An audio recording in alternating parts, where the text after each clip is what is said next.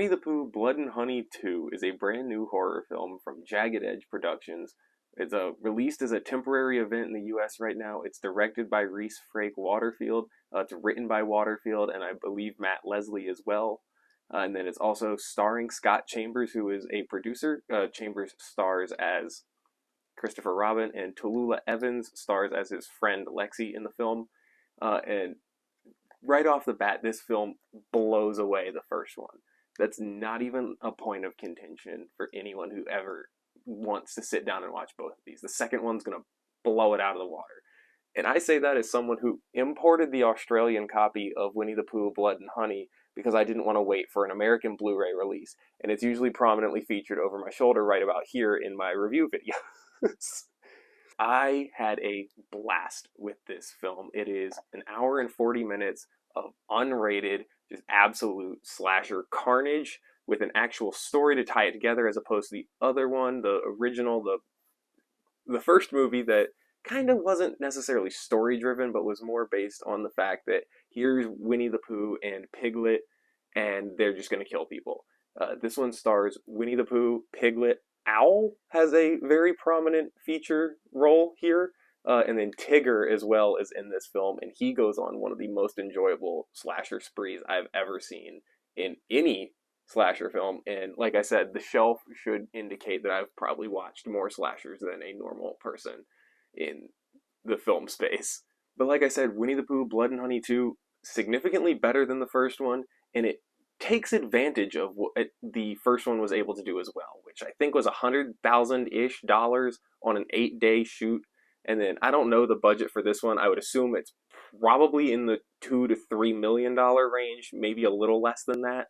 But this one takes the first film and turns it into like a Stab kind of film from the Scream franchise, except where Stab was critically received very well, the film in this universe is not received particularly as well, and it actually uses clips from the first one, and then it also makes one of the best meta jokes that I think could only be made on a turnaround time of a film like this that was a passion project. And I don't want to spoil the joke, but if you've used any sort of internet since Morbius' release, you're going to catch the joke immediately when it's said.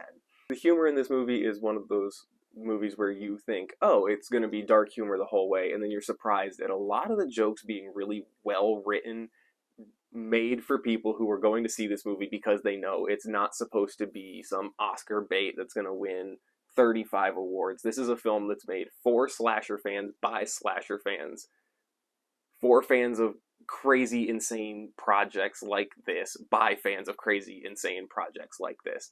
You're going to get those moments where you have really dark jokes that land as something's happening, but you're also going to get those jokes that are so well written because of it. But like I said, Owl has a very prominent featured role in here. He's got some of the best kills in the movie, which good luck to anyone who wants to try to count all of them in this one, because you are in for a wild ride if you want to count all of the kills in this movie. They're gory. A lot of them very clearly benefited from an increased budget off of the success of the first one. This film just goes nuts the whole time. It is 100 miles an hour, foot through the floorboard on the car, trying to drive it as fast as you can with some of the obscene, aggressive stuff that goes on in this film. And if you love slashers, you're gonna love this one. You've got to see it before it goes out of its Fathom events. I don't know if they're going to extend it like they did with the first one when it ran and did really, really well in its first 3 days. That's to be seen as of right now. I'm recording this after I saw it on opening night. This is a great time for a slasher fan, a horror fan. If you really want to see just people who don't necessarily care about making the world's most highbrow movie, and you don't want elevated horror all the time and be the only thing in the genre, this is an ode to every slasher you've ever watched and thought. The acting could be maybe a little better, but at the same time, it's fun. The actors clearly had a lot of fun. The actors clearly cared a lot about each other when they were making this film, and it's really enjoyable in that manner. There's a lot of turn your brain off moments in here, but it's a Winnie the Pooh slasher, so if you were going into this expecting to not have to turn your brain off, then you were going into the wrong movie. Like I said, Scott Chambers portrays Christopher Robin in this film as opposed to Nikolai Leon in the first one, and that's done in order to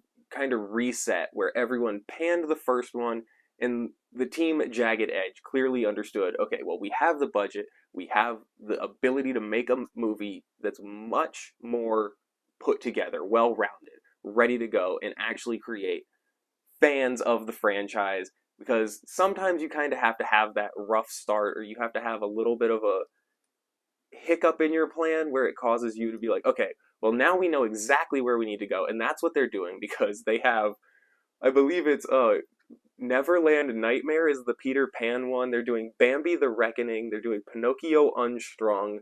They've already confirmed a Winnie the Pooh 3.